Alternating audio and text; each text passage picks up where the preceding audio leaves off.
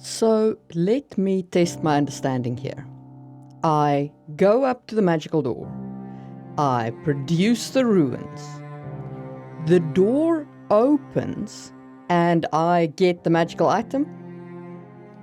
And in 10,000 years, no one else has tried this? Pull the other one, mate. It has bells on. Hello.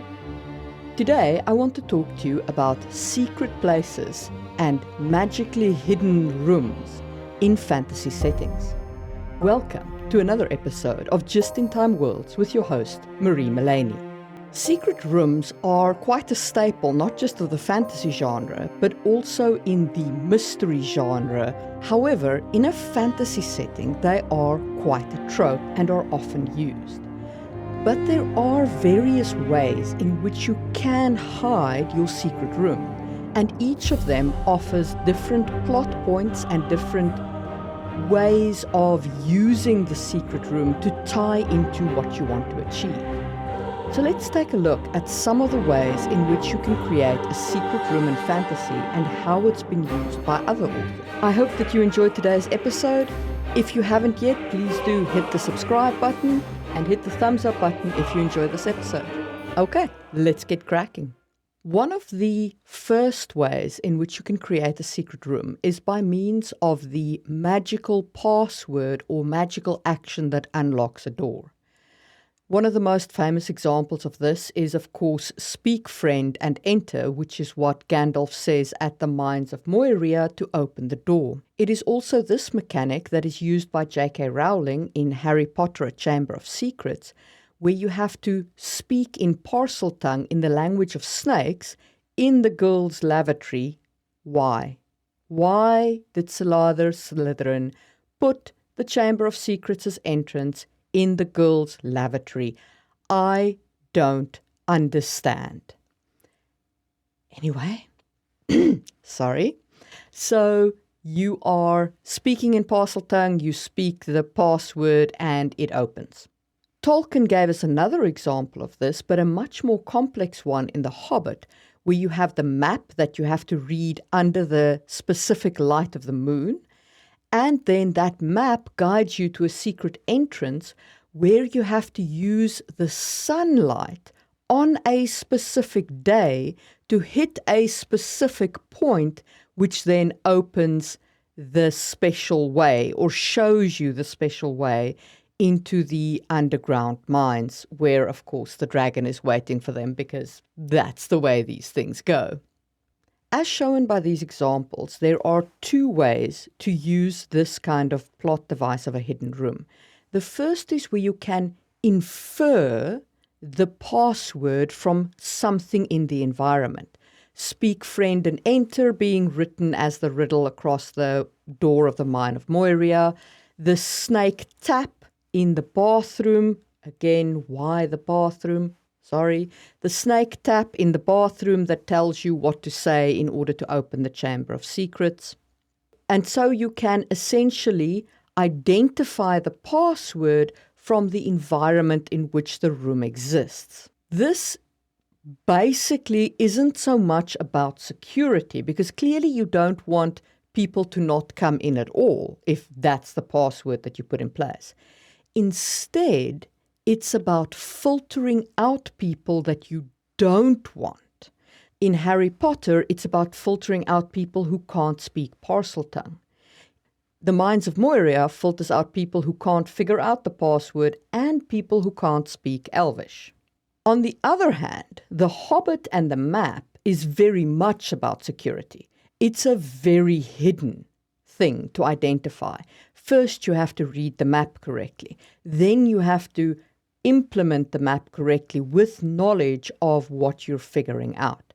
In a way, this is a lot like hacking. Either your password is uber secure, in which case it's only social engineering that will reveal your password, or it can be a less secure password, in which case you're much more open to being hacked and your Chamber of Secrets is more open to being entered. That sounded terrible and I didn't mean it that way. Let's move on.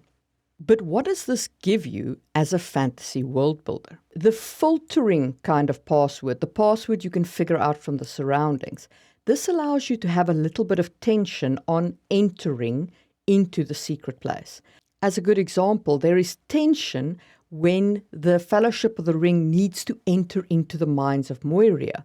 They're stuck outside and they don't know how to get in, and then the monster attacks and it's all chaos and tentacles and you have to get in there in a real hurry. You can also have some tension around finding the right place, the way it's done in Harry Potter, where they have to figure out where the place is, but once they're there, getting in is really easy. So then your quest point is more about figuring out where the place is rather than figuring out what to do. That adds tension to entry, but not so much tension to figuring out how to enter. On the other hand, if your password is uber secure, the way it is with The Hobbit and the map, then your quest can be about figuring out the password. You can create a whole storyline about figuring out how to get into the secret place. So you know where the secret place is, but you don't know how to get in. So that's magical passwords and how to use them, but there are other types of secret locations. What about purely geographically hidden locations? Quite often the geographically hidden location is used as a place of divinity. It is used this way by Jacqueline Kerr in Kushiel's Dart. When Jocelyn and Phaedra are running away from the Scaldi and they're being chased through the Scaldi wilderness, they stumble on a cave where the symbol of Eloah is carved into the wall. This is a holy symbol to them because Eloah is the head of their pantheon. And they spend the night in this cave, and in it they regain a measure of strength. They find in themselves the courage to continue with this harrowing journey. This is an excellent use of that kind of geographically hidden place where you have your characters stumble into the location, and anybody could in theory find this, but only those who have a connection with the divinity that is inherent in the place will find any comfort from it. So it is one of those places where it's not so much about the secrecy of the place, it's what you take into it. This is the same in Star Wars when Luke Skywalker goes down into the cave in The Empire Strikes Back, where he sees Darth Vader and he fights him and he chops off his head, and then it is Luke's face that is inside the helmet. It is what you take into the cave that matters. There is another way in which you can use this kind of geographically hidden cave. David Eddings does it in his second series set in Belgarion's world, the Mallorean. Here there is a cave where the characters have to go in the concluding novel. And that cave is actually in the high places of Coram, which is a mountaintop. But over time, the word Coram has changed to Turum, and it has become the Turum Reef rather than the Coram Mountain. In the books, it is called the place which is no more, which makes complete sense because the Coram Mountains were drowned when the world cracked, and it is no longer a place, and it is now the Turum Reef. And figuring that geographical riddle out is in fact a core part of the quest the characters are undertaking in order to save the world. So you can have some intricate riddles about figuring out where the geographical place is that you need to find in order to complete your quest. But of course, you still need to be very aware that people could have stumbled over this location before, which means that this location could have been discovered unless the divine or fate or some other agency is actively denying people access to this geographical point. That's fine. You can totally do that. You can have fate or the gods or something like that actively hide the place. If you do that, it needs to be clear why these characters at this time have suddenly got access to this location. Besides geographical location, you can also make something that is only magically accessible. In the second book of my series, Sangwheel Chronicles, I have a place that is completely inaccessible unless you can shadow travel. Now, there is only one family in my empire that has access to the kind of magic that gives you shadow travel abilities. So this place is only accessible to the De La Roche family because it is magically protected. This is also how the Room of Requirements works in Harry Potter. You need to know what you're looking for, and then the room itself will provide what you're looking for by means of magic. And that's how you get the place where everybody hides their magical stuff, because they all go in there and just dump it there in this room of hidden magical stuff. The best implementation of magically accessible is probably the Black Library from Warhammer 40k. The Black Library is somewhere in the webway. Now, the webway itself is already a magical thing. It was created by the Old Ones and is used by the Eldar. What the webway is interdimensional passages that allows you to travel across the galaxy by traversing the webway.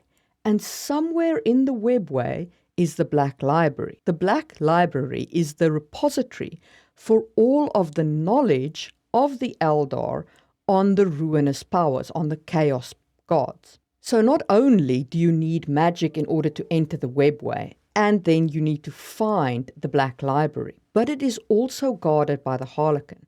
So if you are unlucky enough to just stumble into the Black Library, the Harlequin will make short work of you and you won't even know what you found. And that brings me to the last kind of secret place in fantasy settings, or even in real-world settings in this case, and that is the guarded place. A great example of the guarded place comes from Dune and the Sieges. The Fremen have got these immense underground sieges where they have water and plant life and where they live. But you can only gain access by being a part of the Fremen. And if you try and enter the sieges without being part of the Fremen, if the desert doesn't get you, the gods will. What this kind of storyline allows you to explore is, how do you gain access by going past gods? Do you join the people, as he does in Dune?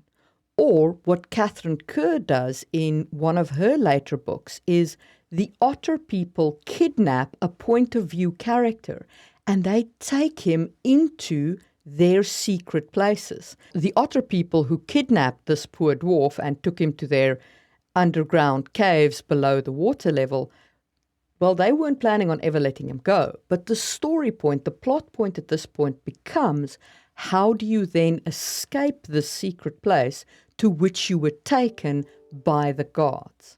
So you can see that you've got a plethora of plot lines that you can build into secret places. Not only does this give your fantastical world this real sense of secrecy and magic, I mean, who doesn't like a good secret place?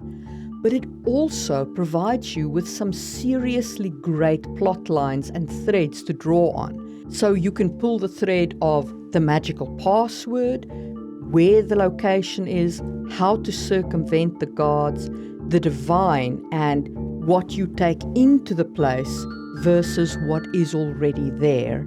And finally, what to do if it's guarded and how to escape a secret place if you're taken there against your will.